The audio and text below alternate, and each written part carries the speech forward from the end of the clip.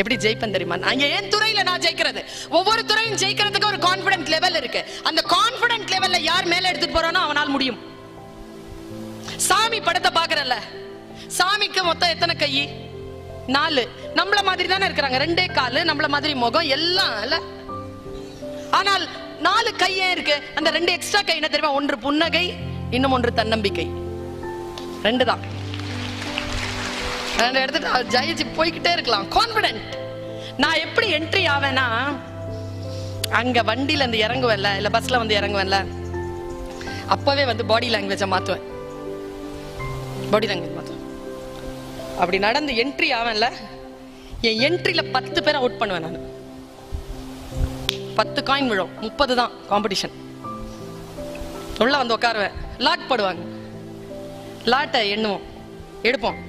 எனக்கு பிரம்மா லிபி ஃபர்ஸ்ட்னு வரும், ஃபர்ஸ்ட் ஸ்பீக்கரா வரும். அது பயங்கர ஸ்டைலா எடுத்துட்டு ஃபர்ஸ்ட் அப்படின்னு எல்லாருக்கும் காட்டுவேன். அதுல ஒரு 5 பேர் அவுட் ஆகும், போய் முன்னால உட்காந்துருவேன். வரிசை எண் 1ன்னு கேட்டனா அப்படி எழுந்திருச்சு கட கட கட கடன்னு வேகமா வந்து ஸ்டேஜ் ஏறி அப்படி நிப்பேன்.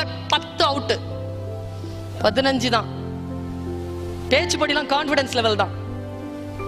வருவேன், வந்து நின்று தாயே தமிழே தலை கவிழ்ந்த பொற்செல்வி நீ கலங்க வேண்டாம், வரும் காலம் நின் காலம். 10 பேர் அவுட், 5 பேர் தான் காம்படிஷன். அந்த 5 பேர்ல அந்த மாதிரி எல்லாம் இருப்பாங்க, இப்படி இருப்பானுங்க.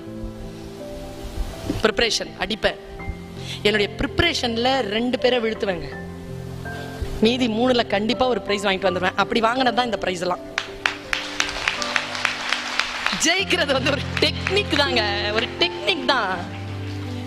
எல்லாரை விட சிறப்பானவர்கள்லாம் ஜெயிக்கிறது இல்ல, யார் அந்த டெக்னிக்கை சரியா பயன்படுத்துறாங்களோ அவங்க ஜெயிக்கிறாங்க, அவ்வளவுதான்.